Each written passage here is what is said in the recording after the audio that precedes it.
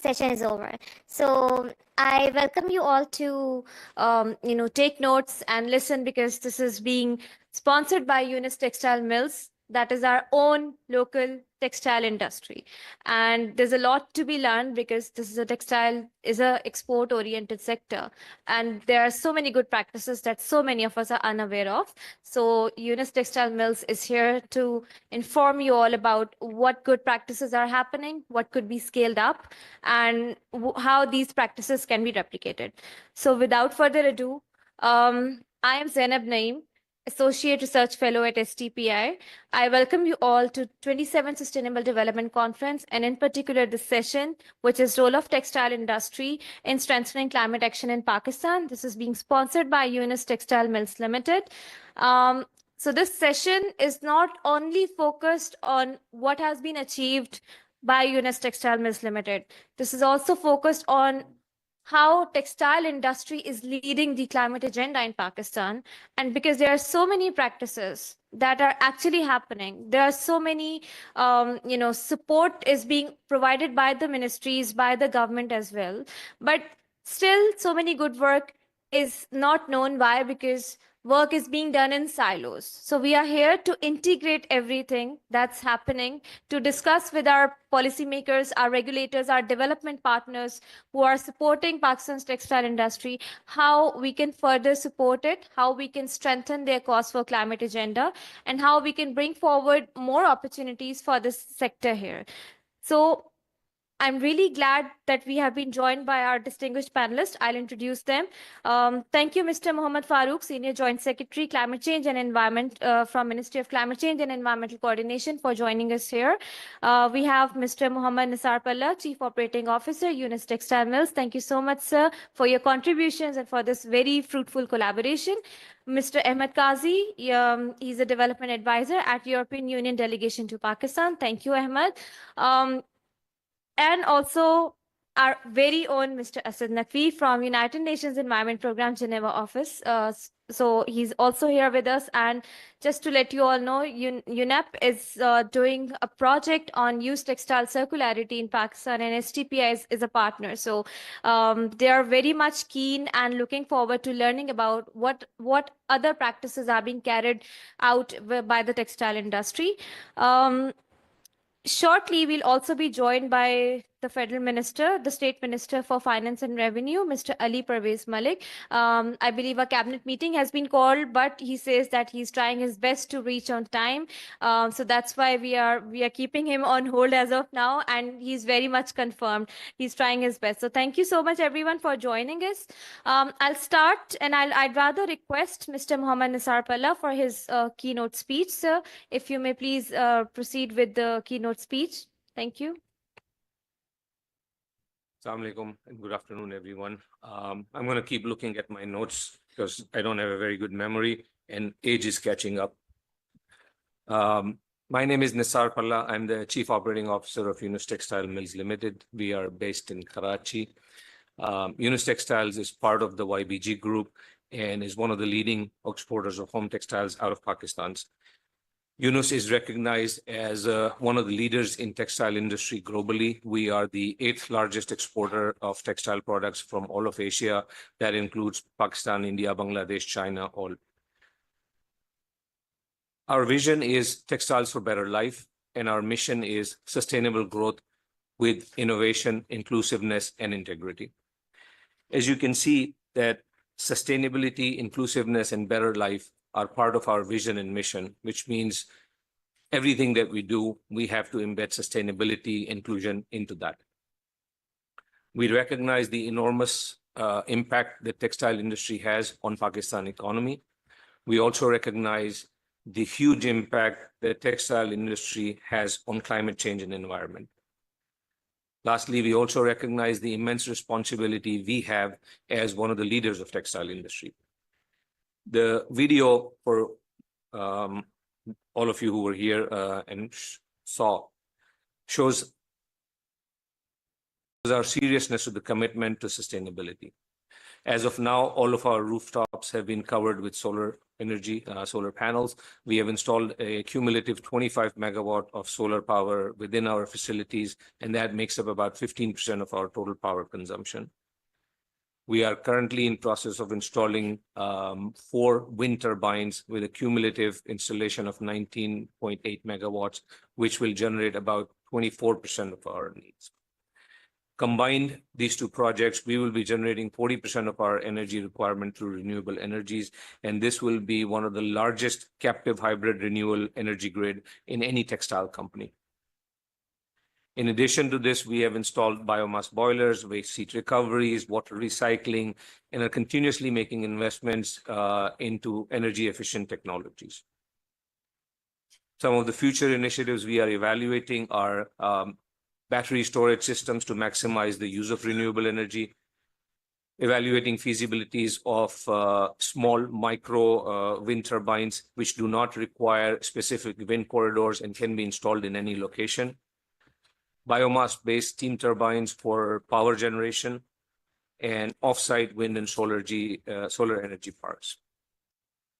As the technology continuously evolves, we are also continuously evaluating our options to further our penetration into renewable energy.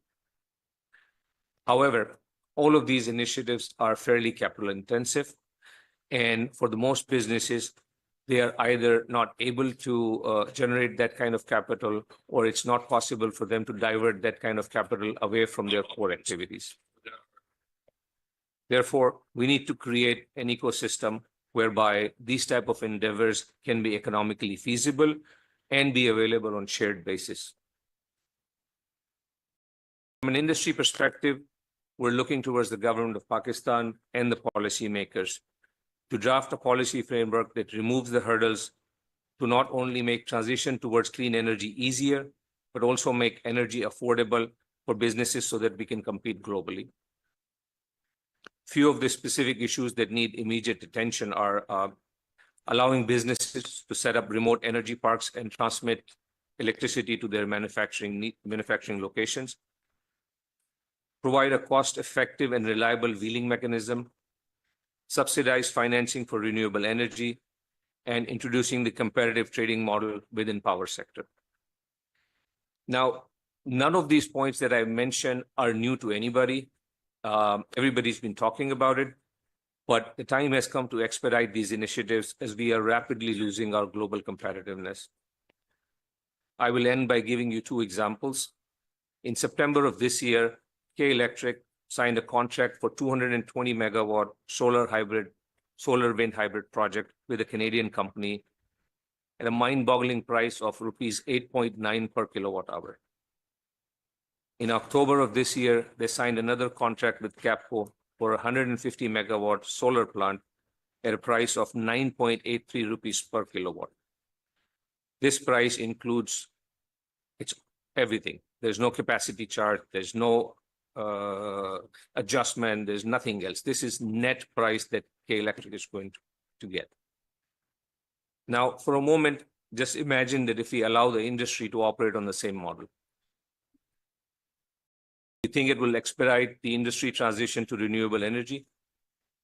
Do you think it will increase the competitiveness of the industry and provide lower prices for our everyday use items? Do you think it will improve our environment as well as improve our image globally? And the answer to all of these questions is going to be a resounding yes. That's all I have. I will leave the discussion to the panel. There are a lot more smarter people than me here. So I'd like to hear what they have to say, and especially like to hear from the Honorable Secretary as to what the government of Pakistan is going to do in this regard. Thank you. Thank you very much, Nisar Saab, and thank you for being open and vocal about the challenges of the industry. I think when industry is providing support and bringing revenue in the country, it's also the responsibility of all the policymakers, development partners, and rest of the stakeholders to make sure that they get the right kind of support. And I think this is a very important debate that we have initiated. So before I move towards our development partners, we have Mr. Muhammad Farooq. Farooq Saab, you have been working extensively with so many partners from the private sector. You have been very vocal about the policies, regulations, the different plans and actions that are being made. But apart from those plans and actions, you have also been providing direct support to the partners, to the private sector representatives whenever it comes to any regulation that hampers their progress. So, what is your take on the textile industry and how Ministry of Climate Change can provide that kind of support? So, Ahmed, if you can please, thank you. It's Thank you. Thank you for inviting me over here. The issue with the Ministry of Climate Change is that it's cross-cutting. I mean, you have to work in the textile sector with the industries. You have to work with the agriculture sector. The sector which emit GHG mostly, we are working with those, and textile, our industry sector is one of them. For the textile sector, we have already been started working with the development partner in developing a decarbonization pathway. No, the issue is whenever you go for the decarbonization, you need investment. So investment will come from where? From the GCF, from the JEF, from the Adaptation Fund. Yes, there are a few avenues. I mean, there are many windows, but mostly 3 or 4 windows on which we work in the Ministry of Climate Change. How they will come? Through projects. Okay, so who is going to develop the projects? It's the Ministry of Climate Change, it's the textile industry. Yes, of course, both. So the best way is to have a PPP model, public-private partnership model. This is the way to go about it. And what this can do, I mean, we know that we have a data problem in Pakistan. We don't have the mapping of this GHG from the textile sector. And the textile sector is not only the processes within the textile sector, it is upstream and downstream. Upstream, it's the agriculture. And then the downstream, your transport, your whole value chain. So like look at the CBAM, Carbon Border Adjustment Mechanism. It will calculate the emission right from this agriculture sector till the end of the product destination. Until and unless you internalize the price of this carbon, they are going to have, impose penalty or something like whatever the calculation might be. I have asked the EU, but still they don't reply to this question, how they are going to calculate this thing. So, I mean, they are going to do this. And this CBAM is not confined to the EU only. Let me tell you, next is the UK and the US. They are going to come up with their own CBAM. So now, the issue is for the developing country, they first say that let's go to the indices, nationally determined contribution. How much you are going to contribute to this emission reduction to keep this 1.5 degree, which is not possible, but still 1.5 degrees centigrade rise in temperature or surface temperature. If that is not possible, I mean, if you look at the whole developing countries, the developed countries indices, only 2% reduction is possible in the GHG emission. What you need, we need 43% immediate reduction to keep this 1.5 degree alive. 43%. It's a hell of a task.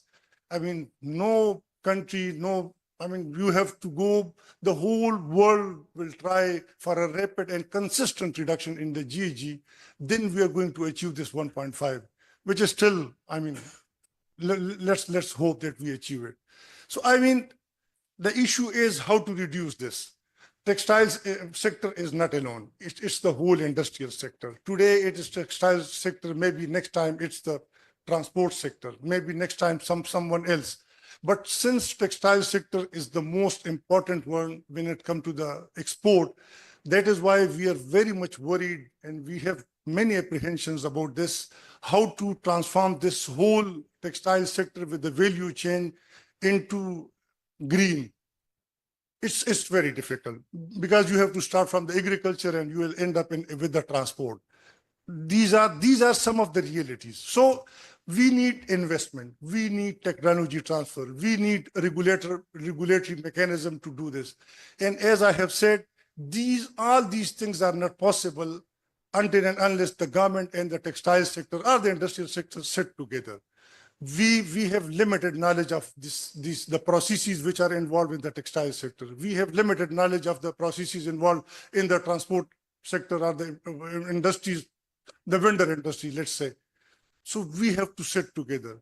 The first thing which we can do is the policy and regulatory mechanism. There are a number of issues. I mean, UNICEF has just said that they are developing and they'll come up with a generation of so much megawatt of electricity, good enough, but that is captive power. You have to connect it with the grid.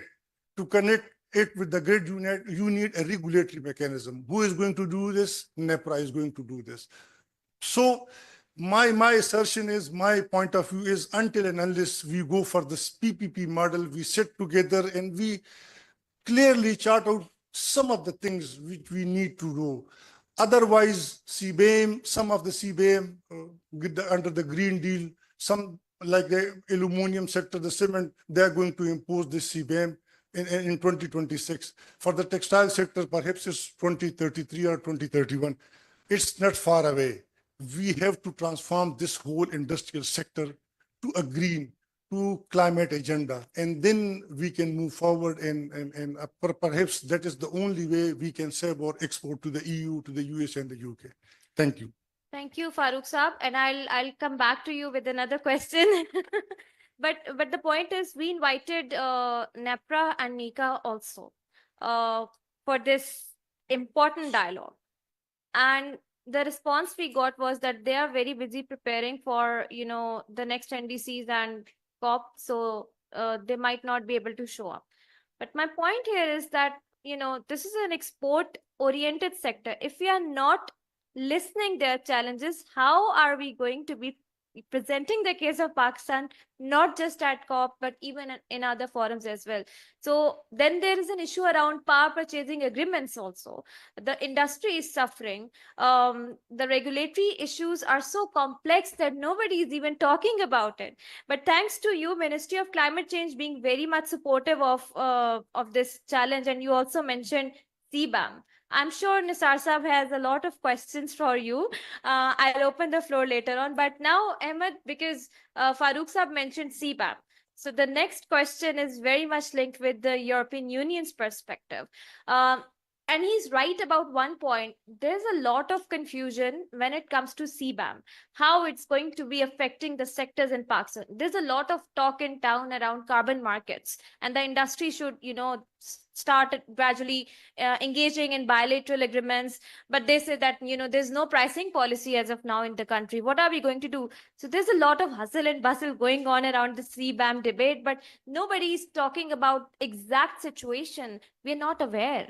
Even there's a lot of capacity building happening, still the industry is clueless what's going to happen to them. So what is European Union stance, especially the work you are doing with the textile industry, the work you plan to do in context of CBAM? If there's anything, please feel free to share it. Thank you.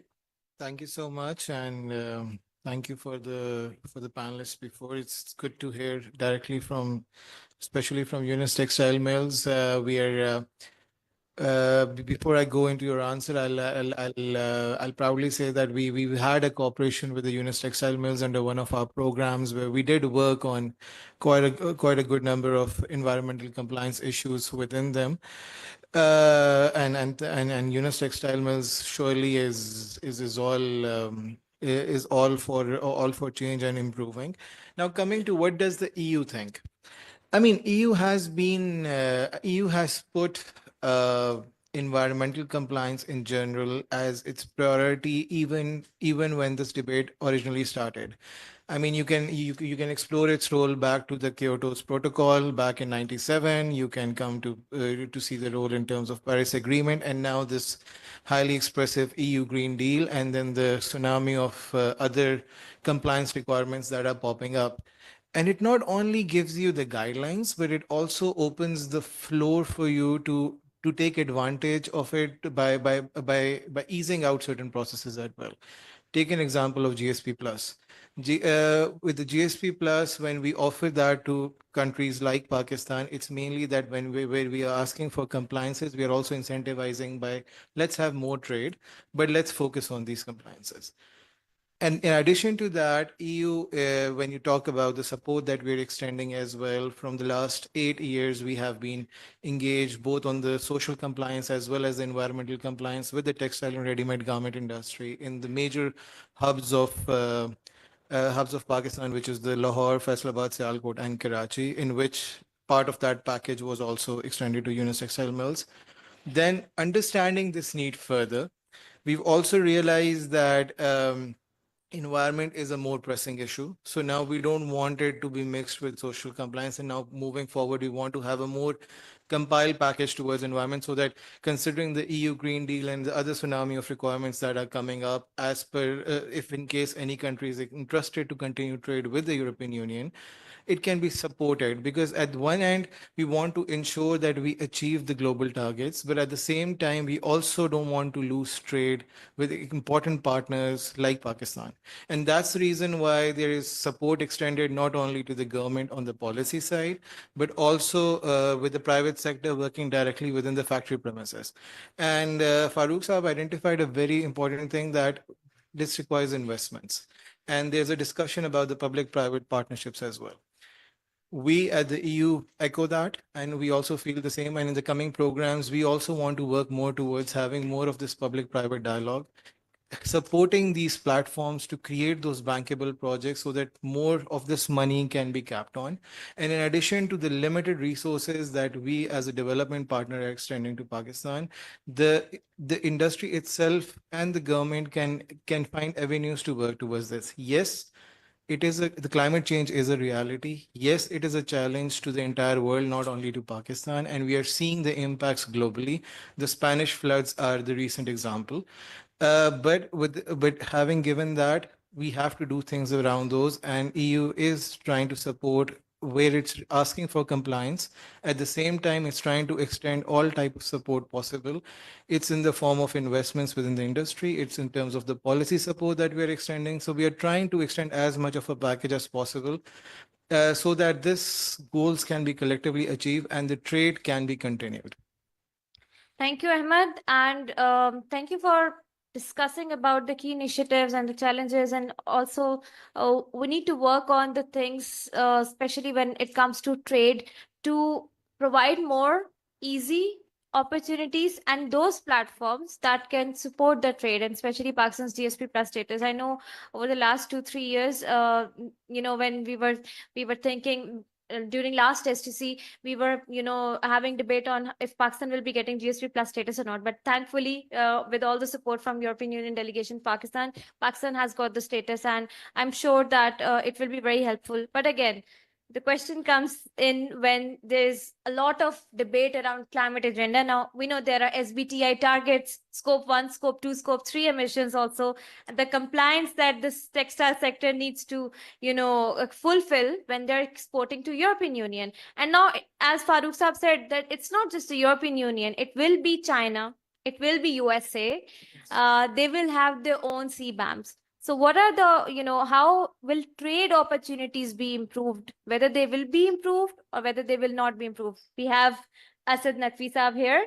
So that question is directed towards you, Asad Saab, because you have an expertise around trade policies and you have been promoting this diplomacy while sitting in Geneva office for Pakistan over the years. So what is your stance? You have listened to Nisar Saab as well, Farooq Saab's challenges when it comes to government, and and of course Ahmed's points on how European Union is supporting. So what is your stance and take? Over to you. Well, thank you so much. A huge thanks to Ministry and SDPI for bringing this opportunity for me to come back to SDC after a long time. As many of you may know, I started my journey from SDPI mid-90s. I was working here, and one of the supporters or part of the teams which was organizing SDC at that time. So it's a real pleasure. I have a double honor of being here, still feeling part of the SDPI family. So thank you so much for that. And thank you for the Unis Textiles Mills for being our partner in this session. As you were saying, it's a public-private partnership. We are calling UN private partnership and public partnership. So it's a real honor for that purpose too. So thank you. Now coming back to your questions, Zainab, I think environment, as we see it sitting there, environment is gonna be the driver of future economic development opportunities for all countries, including developed countries. You gave the example of Spain, which is just so obvious. We have seen it in Pakistan. It's a combination of different factors that I see. So number one, as you see, the growth of the market is increasing. So if we just look at the textile sector, the growth of textile sector globally is going to increase. So $3.3 trillion economy by 2030.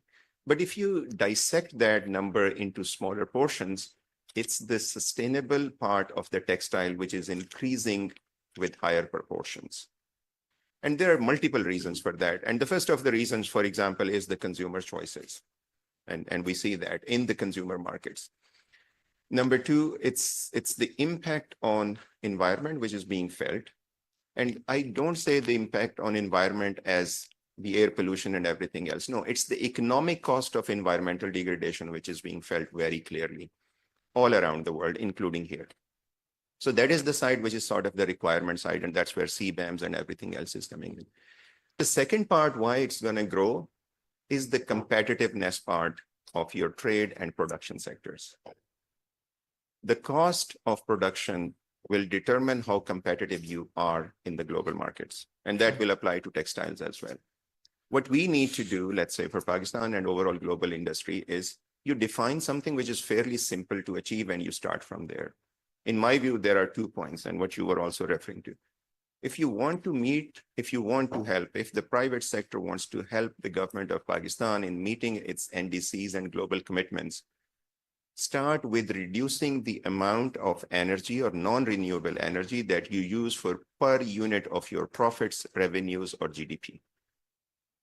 And that will reduce. That will not only help GHG emissions, that will help to reduce the cost of production. And I'm sure Unis Textile Mill, while it is doing for the environment, is also looking at the bottom line of its profit, that where do we need to go? So while the energy crisis is Pakistan has hit everything in a bad way, the one good thing that has come in is that from my village in Kot Nabisha in rural Punjab to Unis Textile Mill, people have started moving to renewable energies. I think that's one thing that the government can sell very well.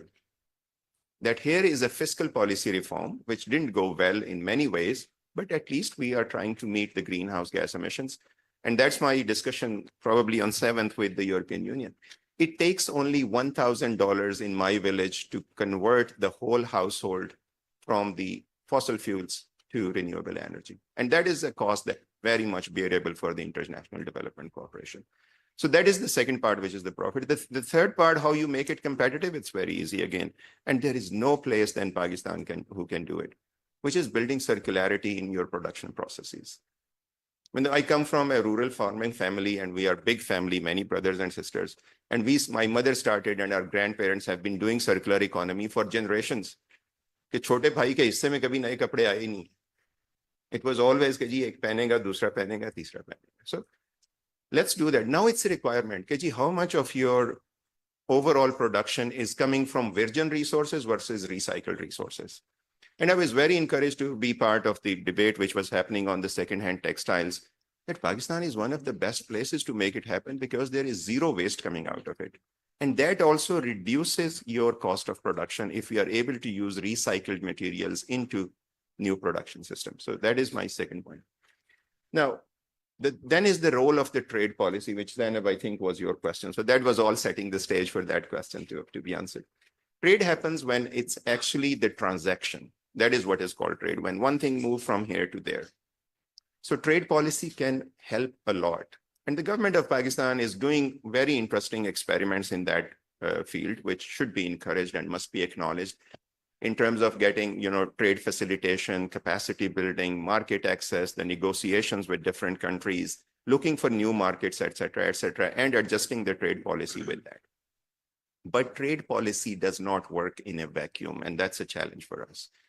the trade policy and the export opportunities must be aligned with other policies. And that's where the role of policy coherence is very important.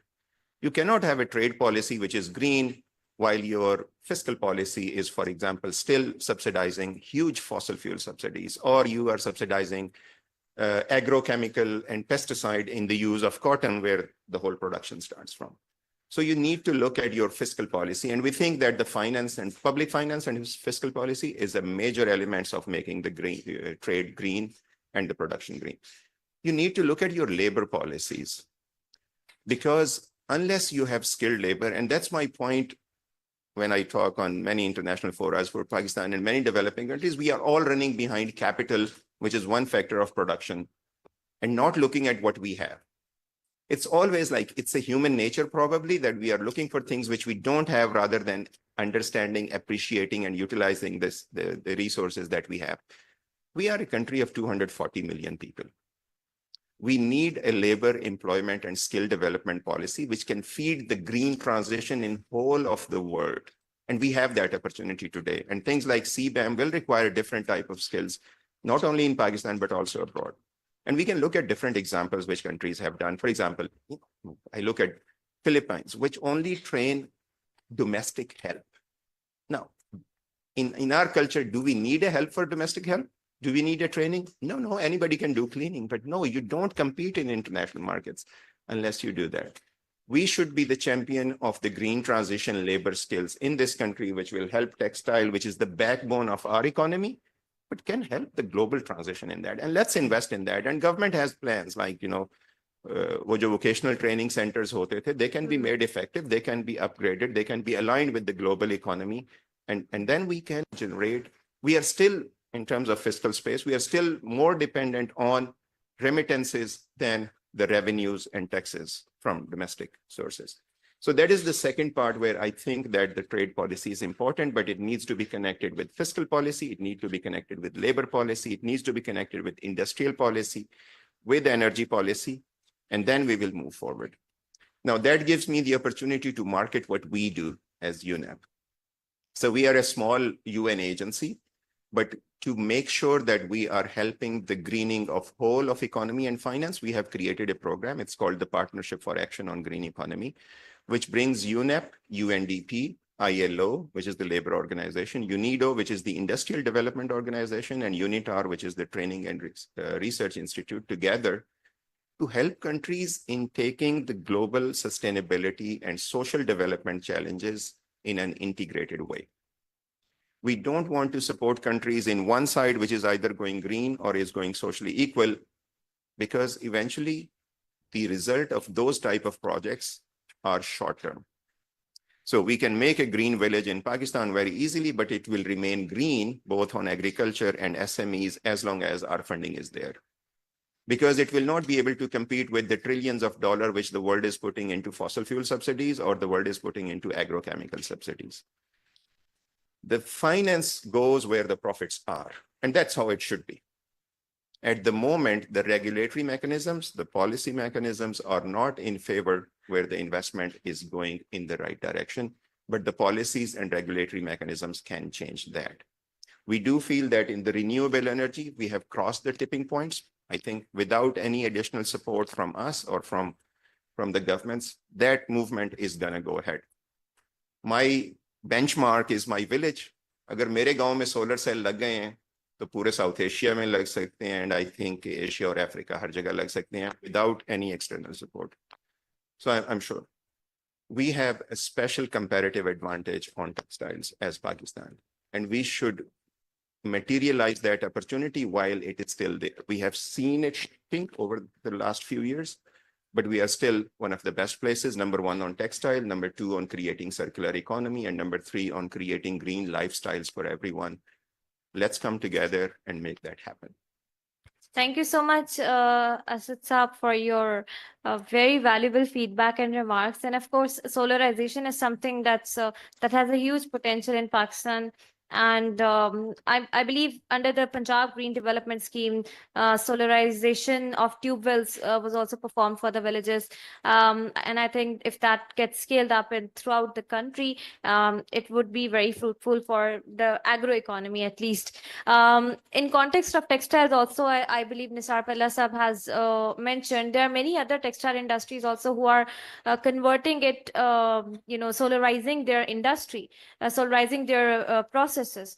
But the challenge comes when there's policy inconsistency, and when regulators decide to, whether they should be taxing solar now because of the IPP's challenge we are facing in Pakistan.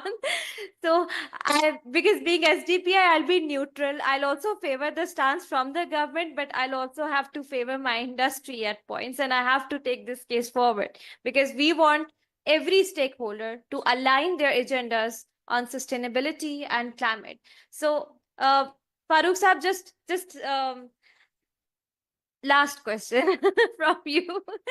So, sir, there's a point that arises whenever we are talking with textile sector, and so there are challenges that only the Ministry of Commerce can address to, but then there are certain other challenges that Ministry of Climate Change needs to address to. But why is there, and I'll be very direct, it's a general observation that there's a disconnect within these two ministries when we are talking about CBAM, when we are talking about carbon policy, and also when we are talking about energy transition and textile industry. If there is any, then, and correct me if I'm wrong, if you see that these two ministries are aligned, so why is this general trend being observed by the industry in context of these two ministries? So your stance, please. Thank you. No, there is no disconnect. Seriously, I mean, the problem, as I have already mentioned, that the problem with the climate is that it's cross-cutting. You have to work with the Ministry of Power, you have to work with the Ministry of Finance, with EAD, you name a number of ministries, specifically the seventh sector, the most vulnerable sector of the economy which we have. So, but the main issue is to sit together. I mean, the challenges are great. Look at the CBAM. I'm referring to the CBAM again and again because it's an upcoming challenge for the textile sector. And this is not only as already I have mentioned, it's the upstream, downstream, and the processes, everything involved. Now, how they're going to do this, it's very difficult to say at this point of the time. Okay, we have now to come to the solution. Like one is the finance. Okay, we have a problem with the finances. We will sit together, we will work on the data, we will map out this GG mission in the textile sector with the industry. We will sit together and we will do this, overcome this. But then look at the technology transfer. Do the developed country would in any way transfer the technology? I doubt it. Why? Because every innovation is patent over there.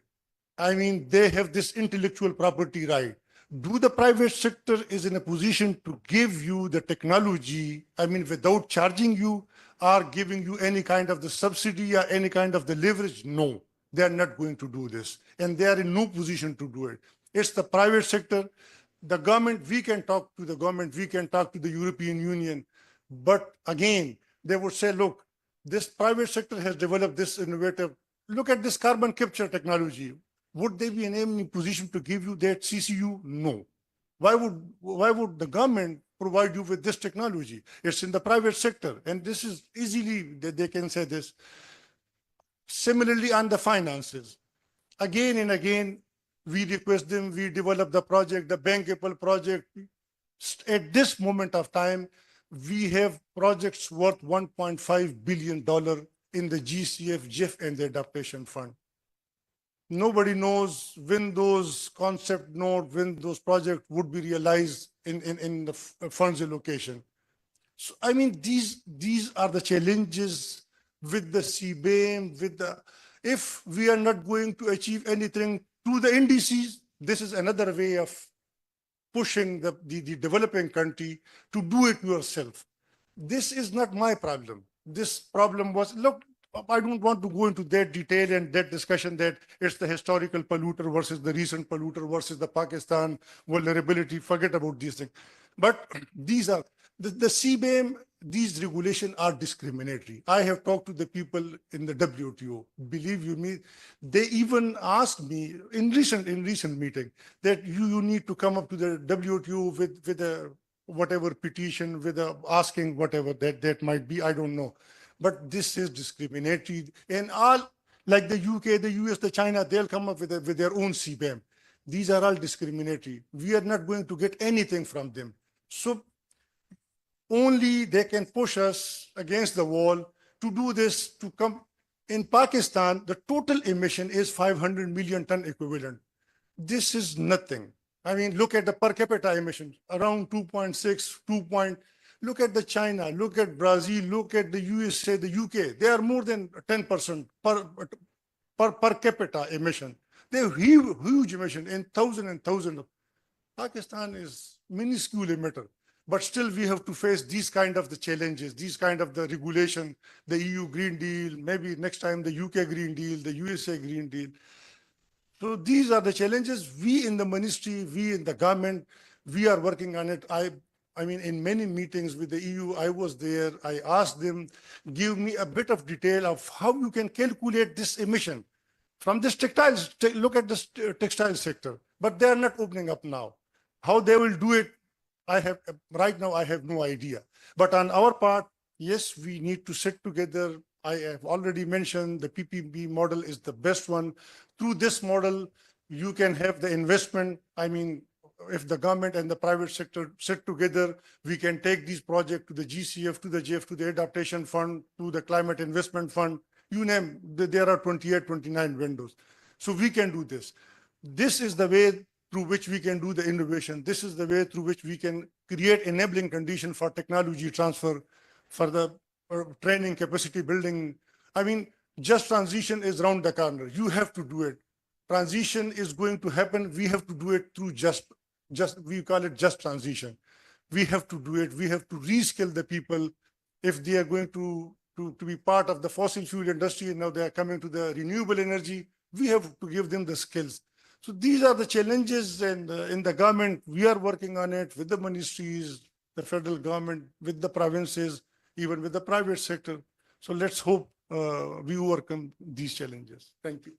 Thank you so much, Farooq Saab, and thank you for offering this generously to all the stakeholders that ministries are aligned and they are ready to work. They're willing to work with the industry. So I know, Ahmed, you have been listening. So of course, we are expecting a response from the EU colleague as well. So any response you would like to share, please? Thank you so much, and thank you, Farooq Saab. With all due respect, I think he's raised some key concerns about the investments, about the needs, and about who has what role in terms of polluting our environment. But I think there's another side of the coin as well that we also need to look at. It's if we get into a debate about who is polluting how much, and then he acts accordingly, we would end up in a never-ending debate and totally ignoring the environment per se. I think we have a reality. We have a country which is facing floods, which is facing a severe impact of climate change, and we have opportunities. EU is EU, as I raised in my early comment, is extremely sensitive to this point. That's the reason why we are not only and I'll only focus it. I won't go into the other sectors, but I'll only focus it to the textile sector. We are not only focusing on the new virgin products as well, but at the same time, we are now also investing in the used textiles as well because we understand the impact it has. If you look at the impact it is having in EU as compared to what it is having in the developing world, there's a major contrast. But we want to lead this process to facilitate it, and we've linked it with the trade as well because we want that anything that comes into the EU is environmentally checked, and this can also be made to this level that when you look at the EU Green Deal, there's a mention of the digital product passport as well. So we not only want ourselves to be working on this, but our consumers should also be fully aware on and what processes it went through. Now, taking the case of Pakistan, In Pakistan, yes, the industry has to comply with these environmental compliances, and these are getting tighter by the day because the climate change reality is becoming harder day by day. So we have to comply by that, and obviously EU has made it clear that in the coming days there will be no trade to EU until unless there is no compliance. But the other side of the thing is that there are people living within Pakistan as well. We have certain responsibilities towards those people. So even if if we are going to start working in this direction, it will not only be in the interest of EU that we comply by this, but also the people itself. And this is the thought process that we are extending through our different process. And it's not only the restrictions that we keep imposing. I'll come back to the point that we are also supporting. We are not only supporting the textile industry within the premises, but as DPI and UNEP is here, we also have a collaboration with them. We have started working on the used textiles because we know that Pakistan is one of the biggest importers of used textiles in which EU plays a significant role. We want to filter it out. We're working on those guidelines as well. It's not only the EU Green Deal where we are asking for you to send us those documents environmentally checked, but we also want to ensure that the products you're getting from the EU in terms of used textiles are also environmentally checked. So it's two-way. We have these guidelines given in form of this Green Deal. Yes, it can be confusing. Yes, it can be sometimes ambitious. But the fact is that this is where we have to go ultimately. Because if we don't go towards it, the repercussions we are seeing globally, I've said it in Pakistan, it's no hidden from anyone. No province is safe anymore in terms of climate changes. So we have to make this as a priority. And even within EU, I've just given an example. It's a recent example. We had the worst floods in Spain. So the thing is that in addition to the trade interest, which is yes economical, there is more of our responsibility to the general public as well. That where we are trading, we ensure that the climate becomes safe, and it is becoming more of a challenge as the day goes. Thank you, Ahmed. Of course, climate change is no longer a problem of any one region. It's a challenge, it's a crisis that the entire world is facing. So, Nisar Sahab, you have heard, you have listened the responses from all the key stakeholders that are in one way or the other linked with the textile sector. Your response and reflections, and then I'll open the floor for a few questions, please. So, if you may take this mic, please.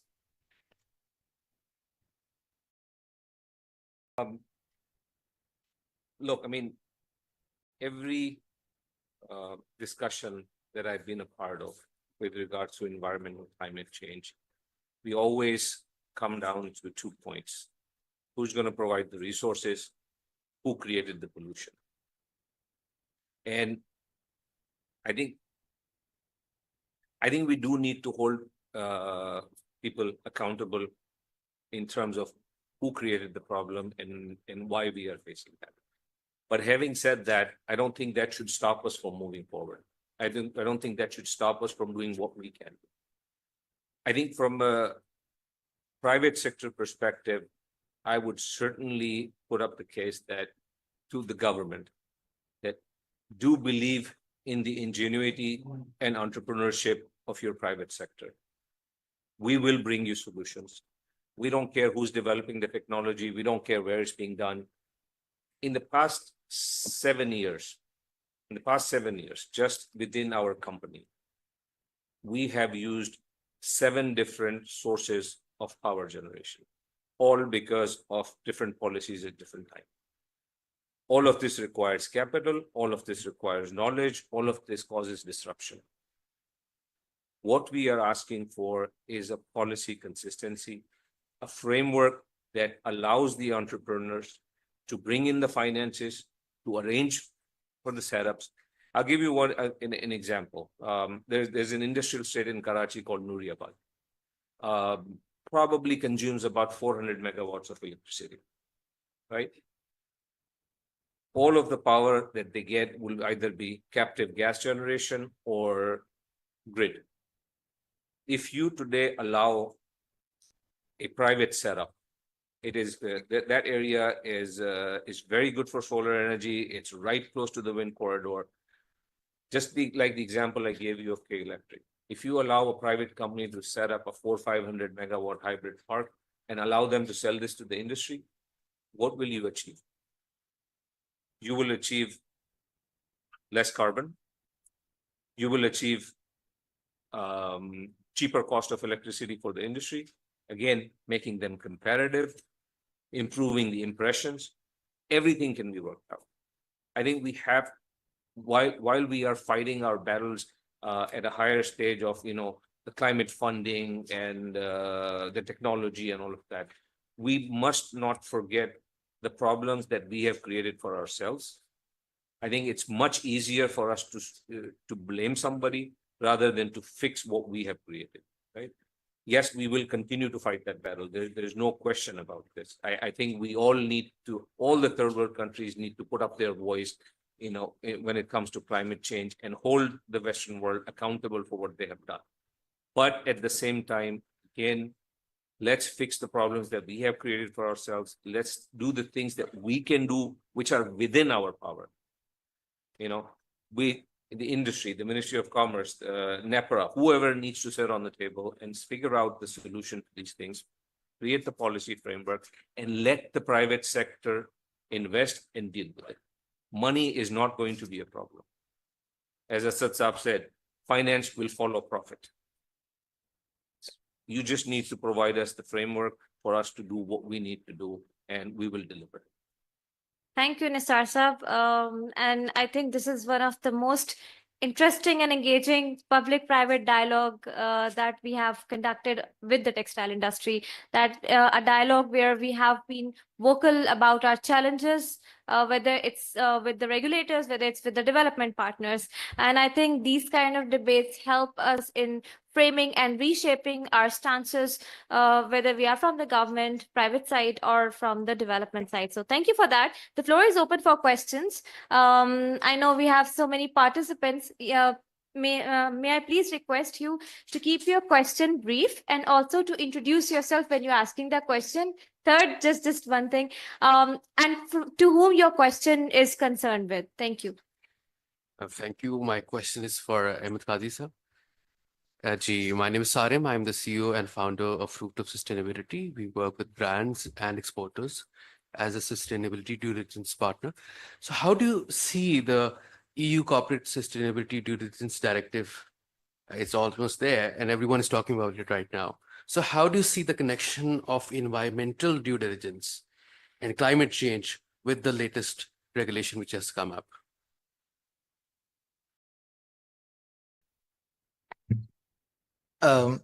Sir, this is obviously the connection is evident, and I'll take you back to the connection by the GSP plus requirements that we have.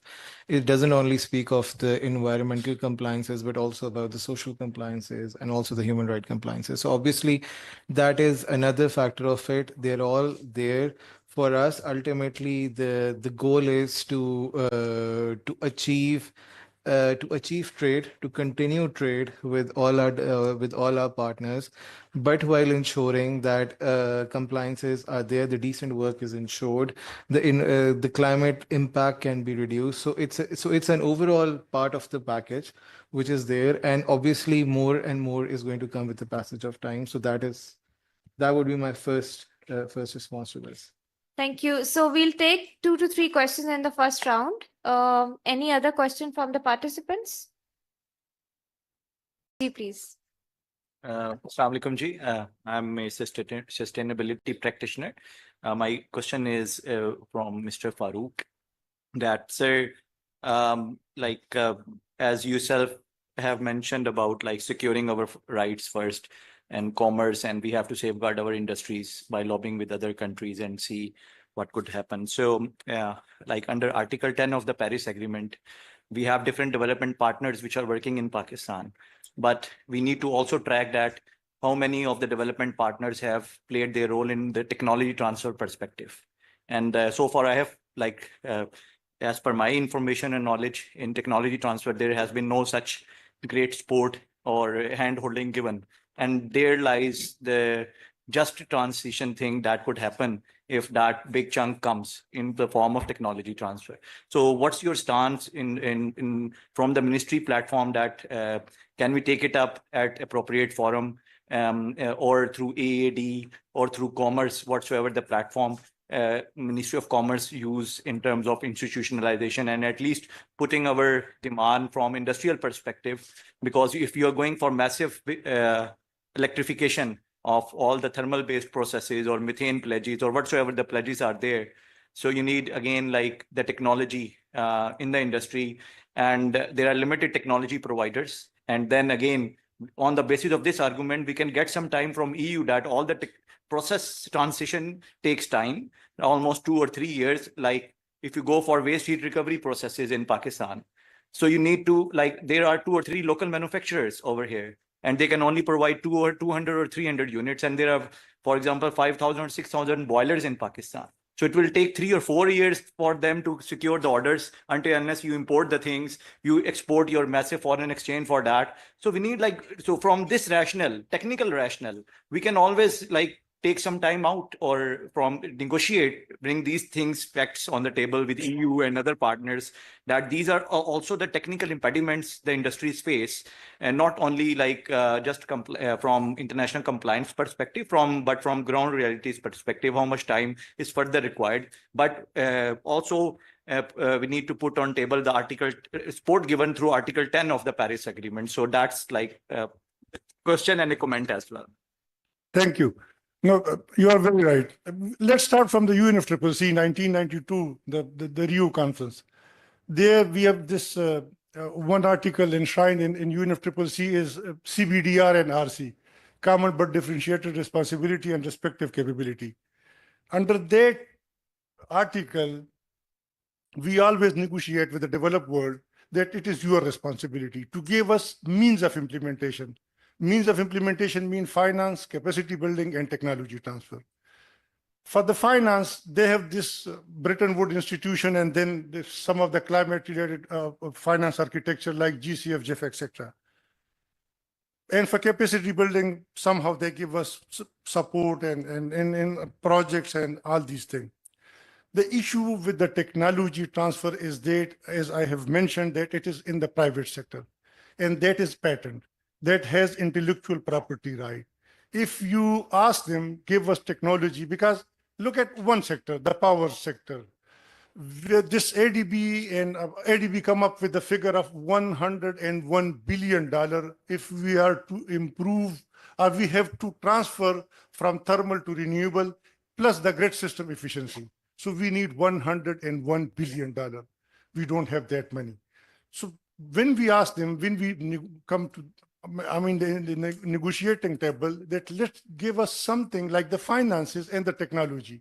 For the technology, the simple answer is it is with the private sector. They do their innovation, they have their patent, so we can't do this.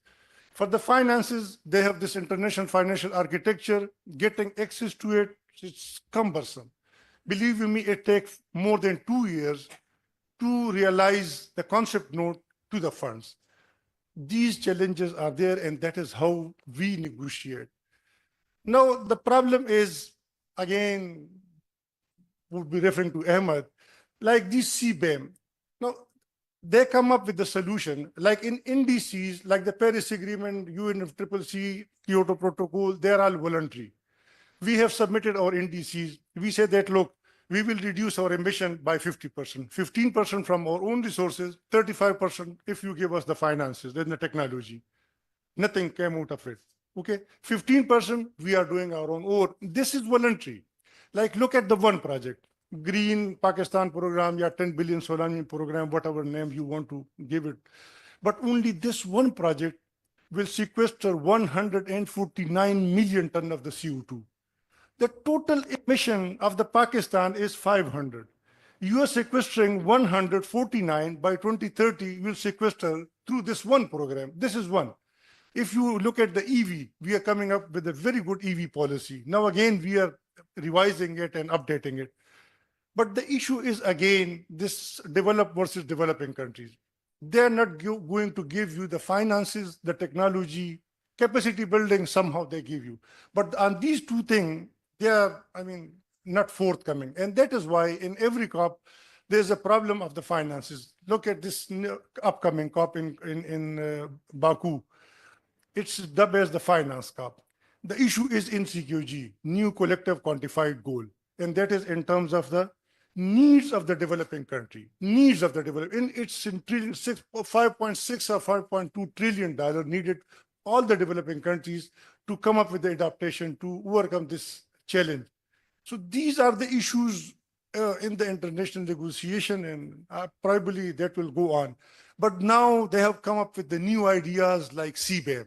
If you can't do this, if we are pushing you to this and if you don't do this, we will come through another way. So you have to either, like in this country, there was a debate on the carbon pricing. Why do I do carbon pricing? I'm a minuscule emitter. Why I should carbon price on the product?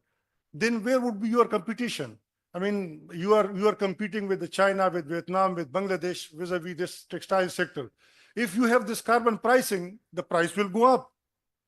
If you internalize it, so the price will go up. We don't want the carbon pricing in Pakistan. Then they would say, okay, let's go to this emission trading system, cap and trade. Why would do I cap and trade? There is no such industries which are heavy emitters. Yes, they are. But the overall emission is, like the industrial sector is, I think, 24-25%, the total industry in Pakistan out of this 500, which is minuscule. So why would I go for the regulation, which would further create problem for the industrial sector? And this is how we negotiate these things in international. Thank you, Farooq sir, for your response. And so I'll take another question. Can I actually just Ji, say ji. one? Ji, ji. We believe that the carbon tax is actually going to be good for Pakistan. Because if you look at the environmental impact that India or China has per capita, or just even the composition of their grid power, their carbon emissions are much higher than ours. So a product made in Pakistan should actually be less carbon intensive than the one made in China or India. So it actually can be a good comparative advantage for Pakistan, and particularly with the fact that you mentioned that we are going with this Green Pakistan program and overall 30% reduction, that can certainly help us reduce our emissions. And eventually that will all factor into our digital passport or environmental passport.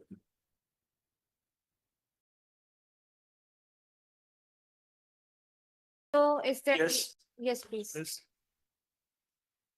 Yes, it's working. Yes. Thank you so much. I'm Umar Farooq from STPI. My question is from Sir Farooq.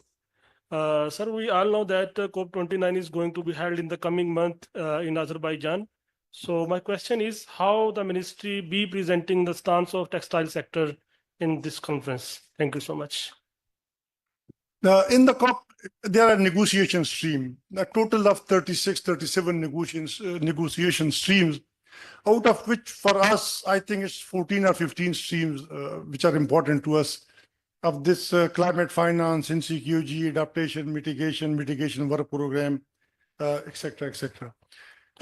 In the negotiation, it is not a particular sector. And I mean, the whole developing country on one side and developed country on the other side. Yes. So it's the negotiation stream. Textile sector and industries is just one component of that. And that is how, like I have said recently, that you have to go to these negotiations with certain preparation. We have the preparatory session held in the Ministry of Climate Change with different ministries, with the provinces. So it is economy-wide. I mean, the different sectors are not discussed over there. If you are asking for the means of implementation, those means of implementation is for industries, for agriculture, for urban resilience creation, et cetera, et cetera. So it's a wholesome package. It's not the individual sector which we discuss over there. Thank you so much. Thank you. So is there any other question? Yeah. Ji, please. No other questions? So Ji, yes, sir. Yeah. My question was from Nisar Saab. Basically, as you have different associations representing textile sector, APTAPMA, APTMA, Pakistan Ready Made Garment Association, and some other might be PTC and other platforms are there. So because we need to prepare all the industries in the value chain, be it be large players or the small players, because ultimately the supply chain is going to be affected if it's not an option now, because the CBAM is definitely going to come, whether we accept it or not. So in terms of preparation, what is the mode of working between all these associations together? Because in terms of Pakistan Ready Made Garment Association, they have their dashboard there where they used to like sort of have a database of like water footprint or some other footprints. But in terms of APTMA or APTAPMA, like I've like since worked with like more than 200 units in terms of auditing, TQM, Six Sigma, but I haven't seen like sort of a sort of coherence dashboard, because that is something what we will be needing not only in textile but other sectors as well. So what's your role in upgrading your supply chain? For example, in Faisalabad, there are power looms which need upgradation technology. So there is something like the potential, if you have fully saturated within your unit. So are you in the form of SBTI or extended responsibility facilitating the value chain within your textile sectors, the upgradation of power looms to automated units and things like that? I think your question is in two parts. So when it comes to the environmental sustainability, part of our own journey is going to be working with our suppliers to make sure our own supply chain is compliant as well. So we are already working with our key suppliers in making sure that they are aware of the requirements, and if they need any technical help, if they need any assistance in capacity building, we are providing that. The other part you talked about, upgradation of, for example, power loom to to projectile or airjet. That is not part of our domain. That is not our business. Look, as a private sector entity, we are going to continue to work with people who are going to be the most cost competitive. And that's a natural process of business and resource allocation.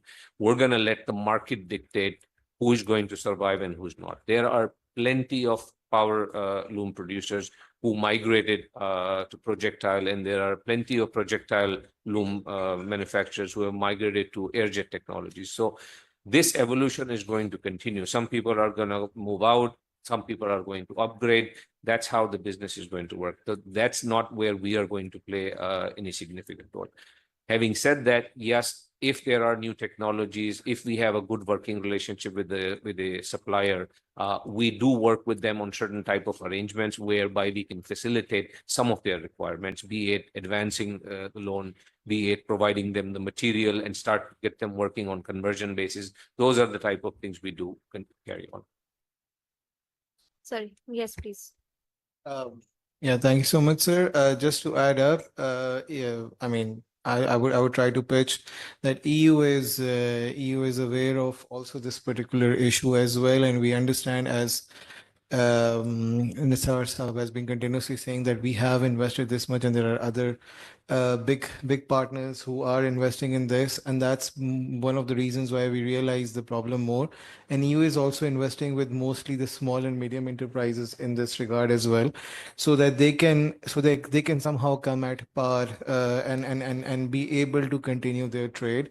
We've had this extended program where there were environmental audits followed by support offered to these small and medium-sized enterprises, and now we are coming with a more comprehensive program where, although we might not be, as Farooq Saab keeps complaining from EU, that we might not be able to transfer a lot of technology, but one of the lessons learned from our previous programs was that where a lot of capacity, when it's transferred, it should be backed with capital, because sometimes some investments require, I mean, some changes require capital investment, and the small and medium size are extremely tight with it, especially considering that the cost of production keeps going up by other factors.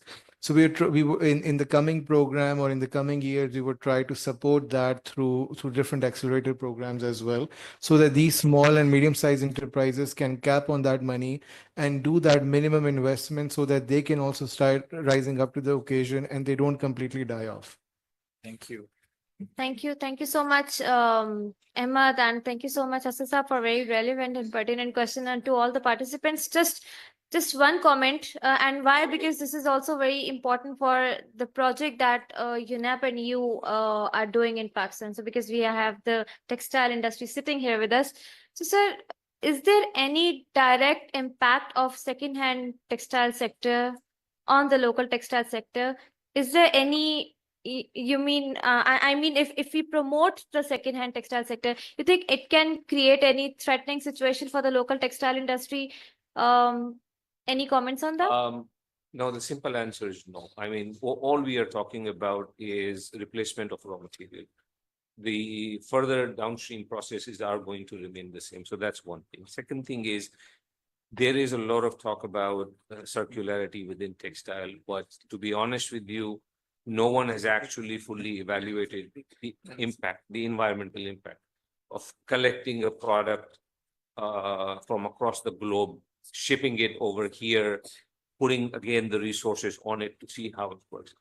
And this is my personal view, I think that more important that are going to be the investments that are being done on sustainable fibers or regenerative fibers. I think those are going to be more important. Circularity is, it sounds good. It's easy to explain to the consumer, but the actual impact that it causes, no one has actually made that evaluation yet. And also the cost impact of it. As of right now, it is more expensive to do that versus doing virgin products.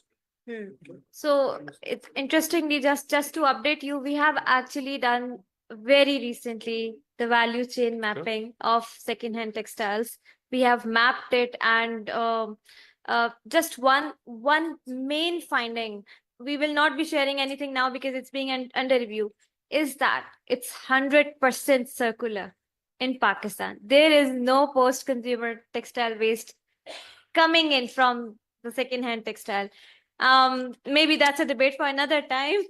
But just to let you know, we have a session, a high-level policy dialogue on second-hand textiles tomorrow from 3 to 4:30 p.m. And it's a high-level policy dialogue. It's very interesting. Some of the very interesting findings we will be sharing with all of you, and you will be amazed on how that sector is contributing not just economically but also positively to the environment. So we'll share that with you tomorrow. Thank you so much. Yes, please. Thank you. No, it was very interesting debate, and I highly appreciate the engagement from everyone. I think it's one of the most engaging panels here, and having private sector and government together always helps in coming down to the issues which matter most to the economy. The few reflections that I have, the first one was looking at the cost of action, which is now being seen as, we don't have the finance, etc., versus the cost of inaction if we don't take and we don't adapt to the environmental realities and the global market preferences. And I think the decision that we need to take should be in the best interest of Pakistan. As Nisar Sahib was saying, we also believe that addressing, or at least starting a process in terms of addressing the environmental requirements and market access and overall environmental issues is going to be good for Pakistan, both in terms of economy, job creation, employment, and creating a resilient economy which can adjust to the global climate challenges that will be coming. So we need to probably look into that. How do we develop those plans? For example, we support Uruguay, which decided that they will do fossil fuel subsidy reforms. They created a 10-year plan of taking out all the subsidies. It's not an overnight thing that can happen, and that will make sense both economically as well as environmentally. Where does the hope come from? I'm very hopeful. I think that Pakistan will do very well. And the hope comes from, number one, the geo-economic world is changing. There, especially in textile, there is an opportunity for Pakistan to position itself in a better position, and the time is now for that. So that is my hope. On production side, we can make Pakistan the new production ground. And as you were saying, our emissions are already very low in terms of per unit of GDP. So we are in a better position than many other countries to go into that space. Number two, we have a proven track record of the resilience and adaptation. And especially like all Pakistanis do it, but look at the private sector, which has thrived despite policy unpredictability and adjusting to the realities almost on day-to-day basis. That speaks a lot, that we can live with the uncertainties and still grow. The third part is the ingenuity. The IQ levels of Pakistanis are much higher compared to rest of the world. And I'm just talking about raw IQ levels without any education and skills. And if we can add layers of skills and layer of education into it, that makes a huge difference. And that is my last point, which I want to say. It is the youth, which is the biggest hope for me in Pakistan. Our youth today, number one, is very knowledgeable. Number two, it's very ambitious. And number three, it's very vocal. And it's very well aware of where the global realities are going. So that's a big hope that we have. And the people who have just turned 20, they're going to determine the future policies and politics of Pakistan up till 2020, 50, 2060. That's how the demographics look like. So that's another hope. So let's focus on this, that how do we create long-term prosperity for Pakistan just purely from economic and employment terms? Of course, it will benefit the environment as well. Thank you so much, Mr. Asad, for a very positive message. Without further ado, I would like to request Dr. Abid Suleri, Executive Director, SDPI, and also member of International Advisory Committee of COP29, to please conclude the session. Over to you. Thank you, Zainab. Being a host, I have to be present in all the four sessions which are being held simultaneously. And all of them, they are going excellent, very engaging on special economic zone, on debt sustainability, on the role of women parliamentarians, and this one. But this session, the importance is, I think we need to go a step back when we're talking of role of textile industry in climate action, I'll put the question as role of textile industry in Pakistan's economy. And then if we know the answer, then I'll see that how this role can be affected negatively or positively by climate change. And when I know the answer, and CBAM was being discussed here, Ahmed Kazi and Mohammad Farooq Saab, they were talking about it when I joined discussion earlier. Then comes the point whether textile industry should keep on waiting for some public actions to get prepared for the things that it would affect it negatively or positively, or it should be proactive and take care of its own interest and safeguard them by contributing towards climate action. And I think Pakistan's private sector is quite resilient. The tagline of our conference this year, from fragility to resilience, and we are actually highlighting the examples of resilience. And I'm thankful to UNES Textiles industry for being a partner here, that it is the resilience shown by private sector that they would not sit ideally. Of course, if they can be facilitated by public sector, that would be an excellent thing. But even if there is a delay in public action, public sector action, they would contribute towards climate action on its own. And this is what is being done now on CBAM. I know quite a few examples where textile sector is efficiently switching towards energy efficient production. They're switching towards their measuring their carbon emission and trying to get it reduced. But for me, win-win situation is when public and private sector and academia, they join hands, and UN agencies and other development partners, they actually join hands in a multi-sectoral struggle and in a multi-sectoral effort towards strengthening the already built-in resilience that our private sector has. And if that can be the case, this sort of synergy with a resilient textile sector and the more opportunities for job creation and for economic growth. STPI always try to remain part of solution. We have taken note of all the recommendations and will be very happily contributing those recommendations to where they matter. We are also we contributed in preparing Pakistan's national textile industrial policy. We gave our input on Pakistan's carbon market policy, and again, all the recommendation that we'll get from this conference, I can assure you it's not only a talk shop.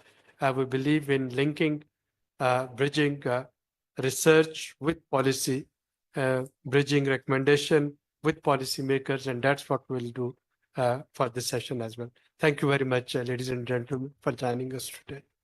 Thank you. May I please request our panelist and sir for a group photo here? And also the publications to be handed over to the panelists, plus the participants sitting here.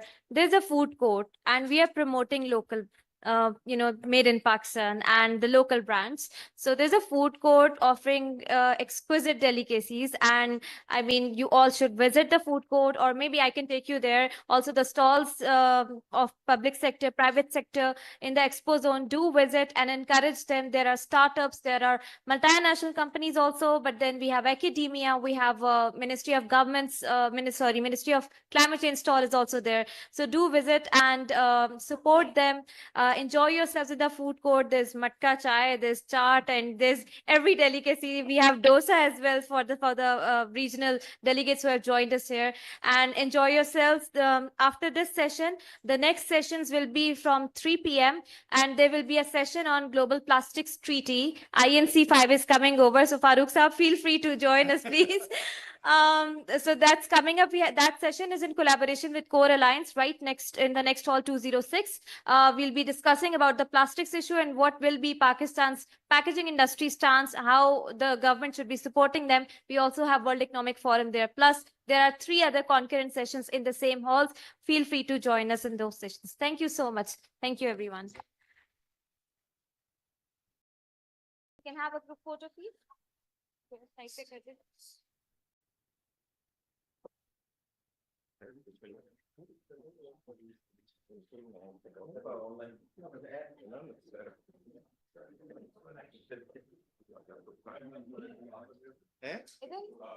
ਇਹਨੂੰ ਪਛਾਣ ਲਈਏ ਮੇਰਾ ਪਹਿਲੇ ਤੇਰੇ ਤੋਂ ਅੱਛਾ Please join me. ਠੀਕ ਹੈ